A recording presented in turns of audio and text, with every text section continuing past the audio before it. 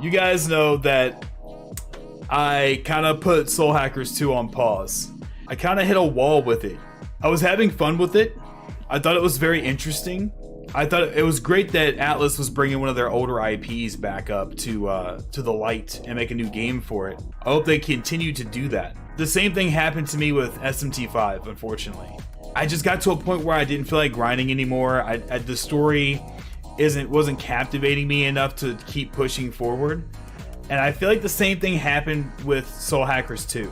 This article is just an interview with the development team. And I'm really curious to see, like, maybe from an insider's perspective, where things were at, because this could be a great foundation to build off of, but I find it very hard to even recommend these because Persona 5 is a much better game. These are not bad by any means, but if I want someone to really get into Atlas, I want them to play their top tier. And their top tier right now is Persona 5. And there are some very interesting and very cool mechanics in these games, in Soul Hackers 2 and Shin Megami Tensei 5, that I hope that they do merge over into newer releases, newer Persona releases. Or hopefully, if it doesn't get too much flack, I'd love to see them continue Soul Hackers. I absolutely definitely want to see them continue Shin Megami Tensei. Man, the story was kind of lacking, and it felt kind of watered down compared to Persona. But I understand that Persona is kind of like this giant built-up thing. They've had 5 games to evolve it, you know? These other games are kind of coming into the newer realm where Shin Megami Tensei 5 is the first console release of Shin Megami Tensei since 3. 4 and Apocalypse were both 3DS. I don't know. I'm curious to read the interview. I'm curious to see what the team talks about and what kind of questions they're asked. So let's see what this is all about. Featuring Atlas producers and directors Eiji Ishida and Mitsuru Harada. Parts of this interview discuss the ideas behind the development of Soul Hackers 2, as well as the game's critical reception and its worldwide release. Developing a sequel after 25 years. Harada, it is true that it's been 25 years since the last Soul Hackers title. But in the grand scheme of things, this game is a continuation of the Shin Megami Tensei series, or Megaten. So I didn't really feel that it had to be the first time in 25 years. Okay, that's fair. Right next to my desk in my office, Shin Megami Tensei 5 was being developed, all while another title was being developed on the other side. I was very conscious of how to position myself in such a situation. Critical response and nature of Atlas games. Ishida said, I would like to start off by saying that unfortunately Soul Hackers 2 has received harsh criticisms. The whole team takes that very seriously. I would like to talk as honestly as possible today. Ooh, okay. As Harada mentioned earlier, Soul Hackers 2 is a title that isn't connected to the so-called Shin Megami Tensei games. In my case, I was directing Shin Megami Tensei Strange Journey Redux, and before that Shin Megami Tensei 4, always making games that involve demons in some sort of form or another. The world setting would change each time, so even though I was working on the same series of games, I felt that I was creating a new IP each time. And that is honestly fair. That's exactly what Final Fantasy games feel like. Final Fantasy games always relied on the same concept in a way, but it was never like, oh, Final Fantasy 2 is a sequel to 3 is a sequel to 2, or 4 is a sequel to 3, etc., whatever. It's always different, right? I can understand that, and I like that they do that too. I believe that Atlas games are about continuous change, so as a new sequel to a new work, it's important to keep in mind the looming shadow of the previous game while making changes that would be appropriate with modern times. And I can see that. You definitely see that with Persona. Each Persona iteration has evolved itself in the best ways. Ishida says, Atlas conducts a yearly survey in which we ask fans to participate. There have always been requests for a remake of Soul Hackers. However, in order to truly deliver an experience that would meet the needs of the fans, we had to pull out the game's core elements and update it for the present day 25 years later. Ishida previously mentioned how the number of requests in Atlas's year surveys for a sequel to Soul Hackers was one of the main reasons Soul Hackers 2 was developed. Wow, so see, those surveys do count for something. Ishida, until now the Shin Megami Tensei series has been more of a story of the protagonist equals myself without any background. So I have not created much of a personal story. However, from Shin Megami Tensei Devil Summoner onward, There's been more color, the relationship between the characters has gotten stronger, as well as the people around them, and how the protagonist approaches and interacts with society. In Soul Hackers 2, the main character speaks, but sometimes people wondered, isn't it different if they speak? However, we decided that the theme of Soul Hackers 2 would be heretics, with an emphasis on the characters, and we tried to make the most of that. I'm okay with that. I'm okay with that type of telling a story. That's the thing though, for me, is that that's where I felt like it fell a little bit short. I can understand wanting to update the mechanics too. That's totally fine with me as well. I like the updates they've done for Persona 5. I like the game mechanic updates they did for Shin Megami Tensei 5. With Soul Hackers, they also had good game mechanics, but the story still felt very lacking. I feel like that's its worst part. And it's sad to say that because the game mechanics are great. The game mechanics are really good. It's just the story just doesn't really grip you in. It doesn't have the appeal as some of the older titles did either. The older titles have not aged well.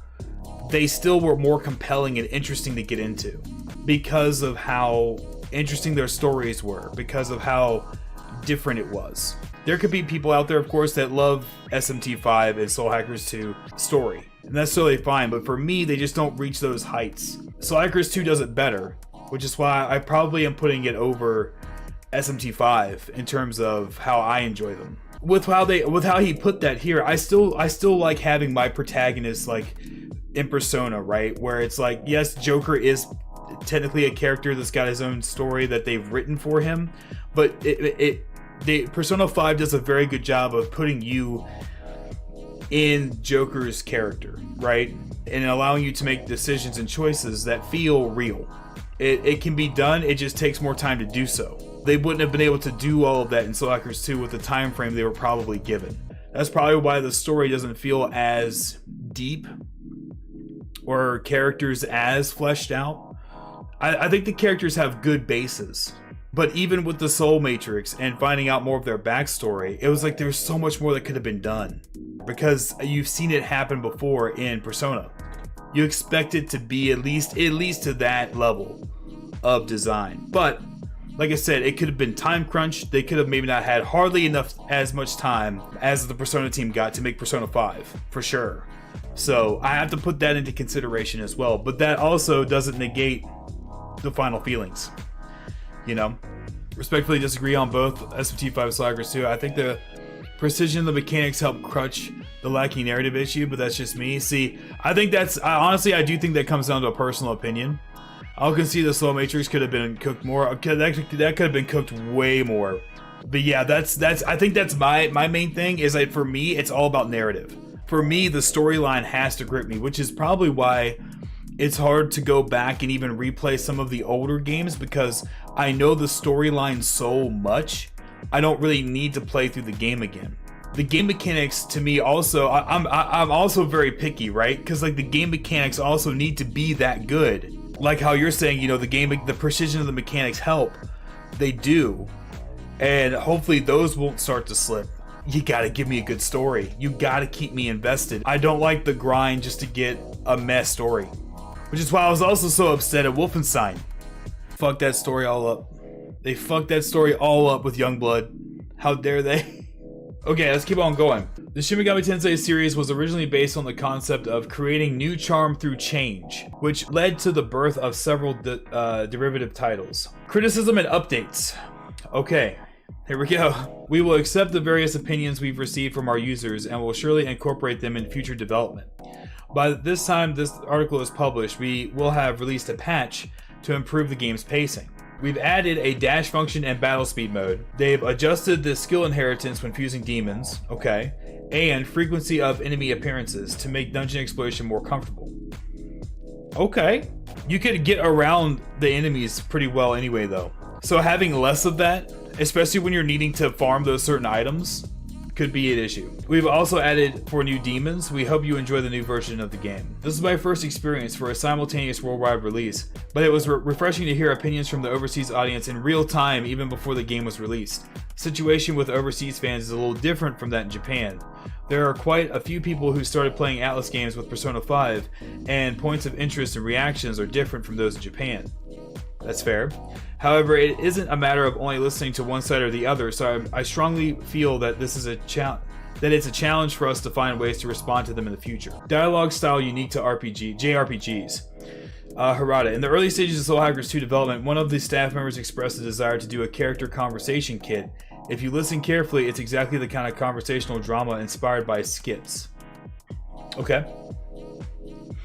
That's it. Everything they're doing is fine. I just hope that they step the game up with the narrative next time. That's my only complaint.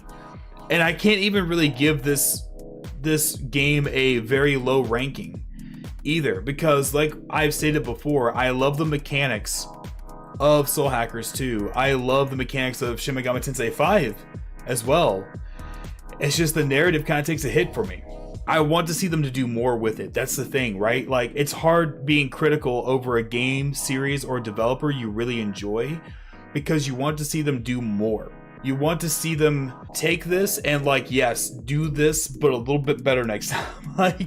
like how they've kind of done with the Persona games, though. You know? The Persona games have progressively gotten better and better as they've released. And this is kind of like the first time we've seen them dive back into an older IP that isn't already established. So I feel like they still have time to work out the kinks and do even more next time and even more next time. I would love to see all of the spin-offs get their own full teams. Find out what works with Soul Hackers, give them a full team, let them make Soul Hackers games. Persona team's already set. They've got their team, they're steamrolling ahead, they're making Persona 6, let them do their thing, right? Shin Megami Tensei should have its own whole team. Because from the way it sounded like, from the beginning of that interview, it sounded like they were split into 3 different teams, right? One team was working on SMT 5, another on an unnamed thing that's still unnamed, which, gotta keep that in mind, and then them working on Soul Hackers 2. I know that they can only work with what they can work with, but like, I would love to see them get full teams dedicated to each project. Don't do it to where like Soul Hackers 3 has to be done in 18 months. You've got like a little over a year to get Soul Hackers 3 out, get it done. Like, don't put time restrictions on these teams. Like, give them their own teams, or give them more time even. I think Soul Hackers 2 team was probably fine if they were given more time to flesh out really good story and add in really good mechanics, but they probably were under a deadline. Fans are not going to continue to want you to make these if they don't hit like Persona. I'm sorry, I hate to be the person that says that. We know what they're capable of, and we want to see that in like everything that they do. Man. It's wild, man. Look, all I'm saying is that this company does a great job. I want to see them continue, and I want to see them prosper. I have nothing negative to be like, these are really bad, these are going in the wrong direction. I think that they are continuing to make good, very well made JRPGs, and I want to see them continue to make more. It's like Persona 5 without the... Listen, Neo. Was it true all along? Was it true all along?